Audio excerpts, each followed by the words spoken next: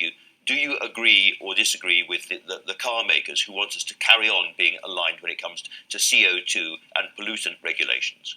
Well, I read that article in the Financial Times, and actually I think the Chancellor has been entirely consistent in what the government has said over a period of time, which is that we will not be part of the single market, we won't be in the customs union, we will not be rule takers, and ultimately we want an ambitious free trade agreement. I accept all of that. What I'm trying to find out is what rules we won't be taking and where we are going to diverge. So can I ask you again, are we going to diverge or agree with the EU car industry on CO2 emissions? An absolutely central question which car makers need answered.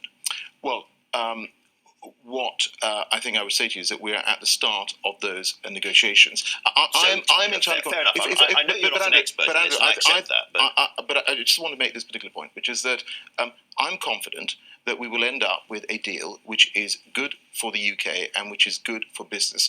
And you will know that in the last few months there were all sorts of sceptical voices and siren voices saying that the Prime Minister and his team wouldn't be able to renegotiate and open up the withdrawal agreement. We were able to do that in a matter of less than 3 months. Okay. And therefore I think what people should bear in mind is that we want to get the best deal for Britain. And I go back to the other point that I made earlier. We very rarely have ministers saying we don't want to get a very good deal for Britain. I accept that that's what you want to do going forward. All I'm asking you is about, take another industry, take the construction industry, a huge important industry in this country. They're very keen to carry on aligning to EU rules on the materials used in big construction projects. Will they be expecting that to happen, or are we going to diverge? Again, they absolutely have to know, and know soon, if they're going to prepare.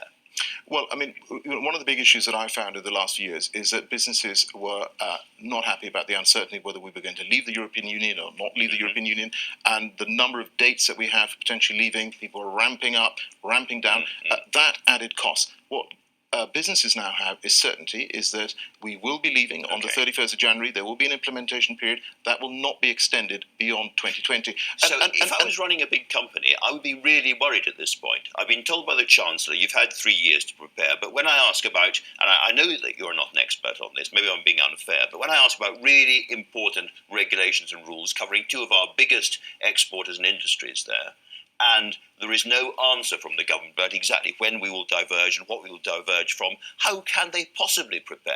They're in a very, very difficult position, put into that position by your government.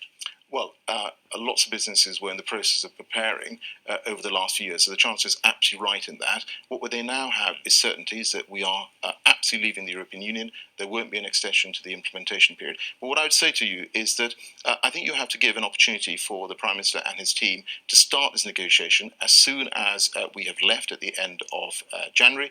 That negotiation will start. And like I say, I'm confident that we will get a good deal which makes sense for business as well.